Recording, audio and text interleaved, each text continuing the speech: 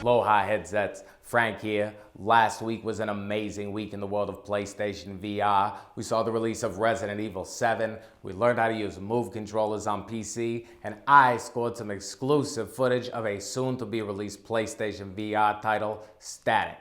All that and more on your weekly update.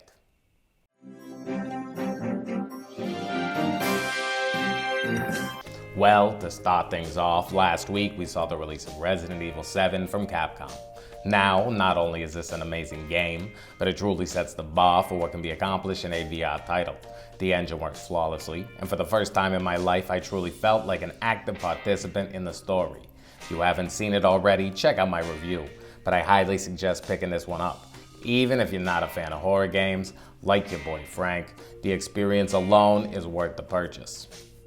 Next up, we also got Moto Racer 4 from Monument Interactive. From the United States to Asia by the way of desert, Moto Racer 4 takes you through perilous, breathtaking courses at 100 miles an hour. Ride on dirt and gravel against up to 10 other players in high-speed freestyle races. Now, I'm waiting to receive a review code for this one, so I haven't played it yet. But sadly, I haven't heard the best things about it. I don't believe the entire game is playable in VR, but from what I've heard, the game is a little buggy overall. That being said, if you have a chance to play through, let us know what you think in the comments. And that was it for releases last week. We saw a major update to World War Tunes. Other than host improvements, they've added a kill cam, set the standard movement speed to run, opened up a new VR comfort options, and gave us 2 new playable characters for free. I actually got a chance to watch the devs play live and answer a few of my questions. Great people. And I'm so glad they keep updating this game without charging a cent. Keep up the great work, Rocco Van. Now, for new releases this week. As of now, I only know 1 game and some DLC, but we could get a surprise. Game-wise, the new title is Dexed from Ninja Theory. These are the guys behind Devil May Cry, and their new on-rail shooter looks pretty cool. Armed with fire and ice blasters, the player must kill the corresponding enemies as they come at you. Get sucked into the beautiful environments, and try your luck at the Endless Arcade or Zen mode. Use powerful combos to increase your score and make a name for yourself on the leaderboards. This is actually a port over from Vive and Rift, and the Steam reviews are mostly positive. So I'm excited to try my luck at this new shooter. Although, more important than this new title is the release of the first DLC for Resident Evil 7. BAM Footage Volume 1 comes to us today. All of this is included with the Deluxe Edition or Season Pass, but if you didn't purchase that, for only $9.99, you can have access to the Bedroom and Nightmare VHS tapes, plus the new mode, Eat and Must Die. The tapes will contain new scenes that the player can interact with, and if they're anything like the ones in game already, I can't wait to check them out. I honestly think this is the best way to explain a backstory within a game, and I hope more developers take note of this. Watching a cutscene is great, but actually getting to be a part of it, next level. And as you're watching this, I'm probably playing through the DLC right now, so if you don't mind spoilers, check out the channel for an update. Now, enough about releases. I know you really came here for the news, and we have a solid bit to go over from last week. I have to start out with some big news. PSVR is back in stock at Best Buy. As of writing this, you can once again order your PlayStation VR at a normal price. So for those of you still hunting, today may be your lucky day. Next up, last week, PAX South took place in Austin, Texas. And although your boy Frank was unable to attend, I still had some buddies there that got you a sneak peek of a new game coming to PSVR later this year. We have already seen a little preview in the sizzle reel, but today I'm proud to show you some awesome off-screen gameplay of the new title Statik coming to PSVR this spring. Now, for more on this title, you can check out my buddy Erik Hartley. He was the one that provided this wonderful footage, and he's working on a more in-depth video with a look at Statik, which should be up very soon. Now, for all the haters out there saying our beautiful PSVR is doomed, last week hundreds lined up in Japan for their chance, yes I said chance, to enter a raffle and purchase a PlayStation VR. This was also a weekday, and lines formed in all major Japanese cities. Keep in mind, this isn't even launch for them.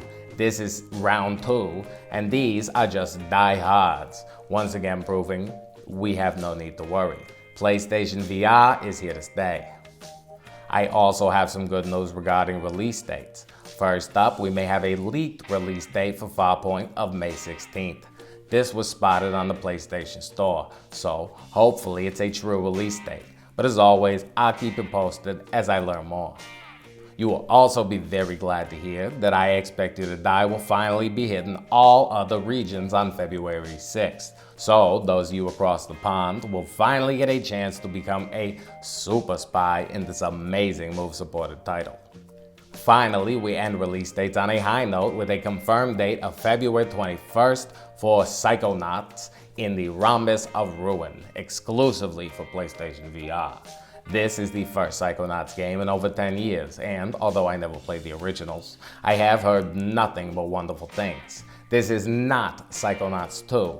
It's a mind-bending puzzle adventure game made from the ground up for VR that will chronicle the events between the first Psychonauts and the forthcoming sequel.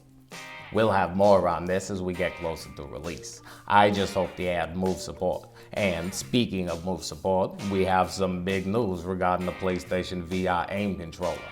Recently, Unreal released an engine that allowed developers to create environments for the PlayStation VR. But just last week, they updated to add aim control support. This is a big deal.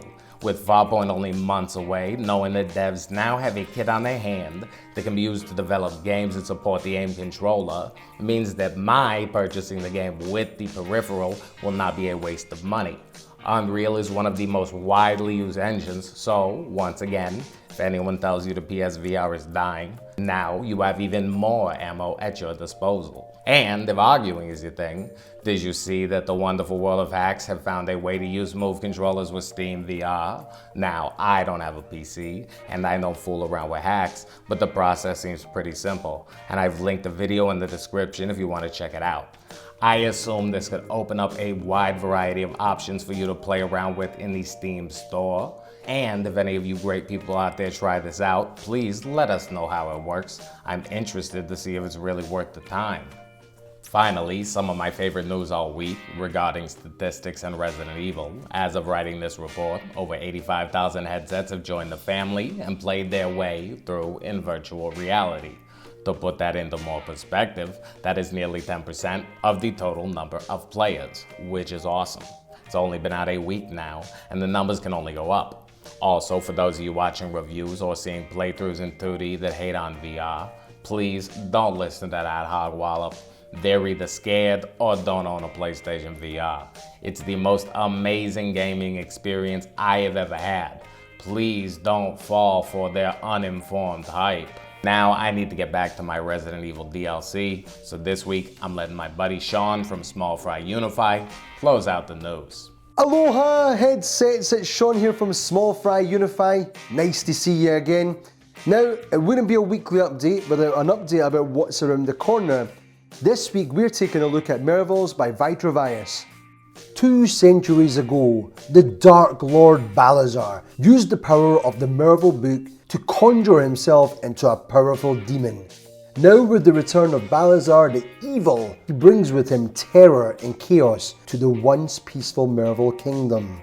Travel 5 untold magical worlds on your journey with quests and puzzles along the way, which include bouncing mushrooms, perilous minecart paths, luge-like ski hills, and even pirate ships. You'll get some much needed help and guidance from everyone's favourite wizard. No, not Gandalf the Grey, good old Merlin. The Mervil people appear to be quite useless, and you're the only one that Balazar fears, making you public enemy numero uno. I'm telling you, it looks like it's got something for everyone. Build igloos, make snowmen from the Arctic Mervils, and use them to crush your enemies. Sail a pirate ship using your headset to aim your guns, or how about a walk amongst the fishes, checking out the coral oasis in the underwater world. We're not sure that's an environmentally friendly message, but hey, it's only virtual reality, so it's all good. We think as long as you remember this is an indie title, don't go in expecting AAA quality, have fun, and you'll enjoy this adventure. It might not be Lucky's tale, but it's the next best thing, and it's great to see this on the PlayStation VR. Merville's, a VR adventure, will be available on February the 21st, and Vitrovias is aiming for a $19.99 price tag. Well, that's it for this one. Did you grab any games last week? You excited about any of the releases coming soon? Did I miss anything? Let me know in the comments. As always, thank you for watching. If you enjoyed it, please hit that thumbs up button. And if you want to stay up to date on everything PlayStation VR, and you don't mind this ugly mug, friggin' subscribe! And I scored. Nope. We learned how to use VR title. PlayStation VR. Hey you! Check out this video. Or this video. And if you haven't already, friggin' subscribe. I mean, come on!